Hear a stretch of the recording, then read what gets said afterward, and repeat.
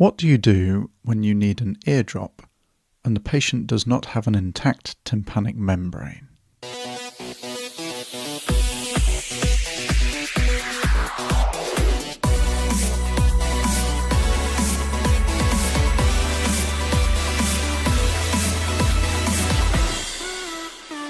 Hello and welcome to this week's Urgent Bite, brought to you by the Royal New Zealand College of Urgent Care. My name is Guy Melrose, and today I want to talk about a question to which I struggle to find a satisfactory answer. Eardrops are often preferred to oral antibiotics for otitis externa or otorrhea in the presence of tympanostomy tubes or perforation. For otitis externa, BPAC recommend Locortin, Sofradex or Ciproxin HC drops. Now, a quick look at the New Zealand formulary, MIMS or the New Zealand data sheets for these drops, and you will quickly find the same thing. They are contraindicated in the presence of tympanic membrane rupture. This is due to the risk of ototoxicity associated with aminoglycosides, and as such, ciprofloxacin drops are the only eardrops considered to be non-ototoxic. Here in New Zealand, these come in the form of the eye drop Siloxin, and they are only funded as a second-line treatment for chronic suppurative otitis media. So patients must pay unless you endorse the script accordingly. But what do you use as a first-line treatment then? And if the only non-ototoxic drop is the second-line treatment, do you feel okay using a first-line drop? And patients with otitis externa and a perforation do not get funded ciprofloxacin drops. It's only for second-line chronic suppurative otitis media patients. There is a feeling that a short duration, say less than a week, reduces the risk of ototoxicity, and that has been the advice from ENT over the years, and indeed, to quote directly from BPAC's antibiotic guide, most topical antibacterials are contraindicated in the presence of a perforated drum or grommets.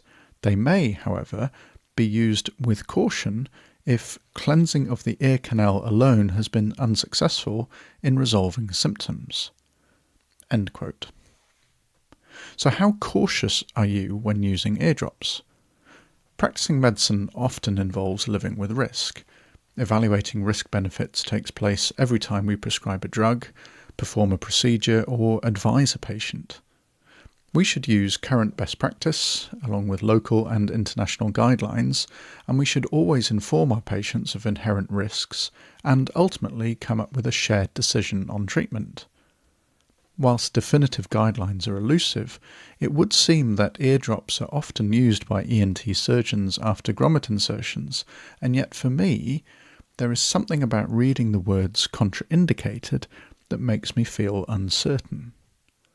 Whilst we do have access to the safe ciprofloxacin eye drops, unless we endorse the script as being second-line treatment for chronic suppurative otitis media, there is a cost to the patient, and that cost is often prohibitive for some families.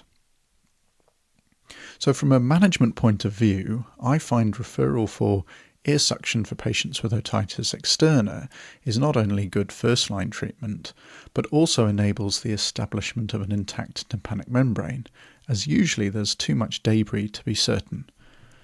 If it is intact, then we can treat according to BPAC guidelines without concern for ototoxicity.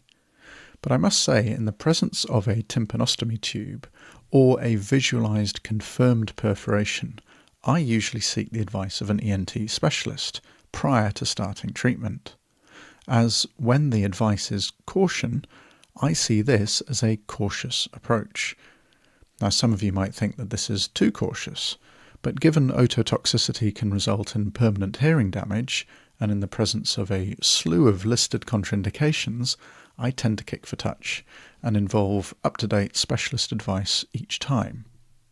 Am I being a chicken? Maybe, but I'm not seeing these cases so often as to develop a feeling of comfort. Now, I'd be interested in your thoughts on this topic. How do you use eardrops in the presence of a perforated eardrum or a tympanostomy tube? Have any of you had cases of ototoxicity? Am I being overcautious and unduly worried? Let us know via Facebook or podcast@rnzcuc.org.nz. I'm attempting to get an ENT specialist to speak on the topic, and it's definitely something to revisit in a future podcast. But hearing your thoughts and feedback will help guide future discussions. Now we'll be back next week with episode 10 and another CME interview. I look forward to seeing you all then, but for now, thanks for listening.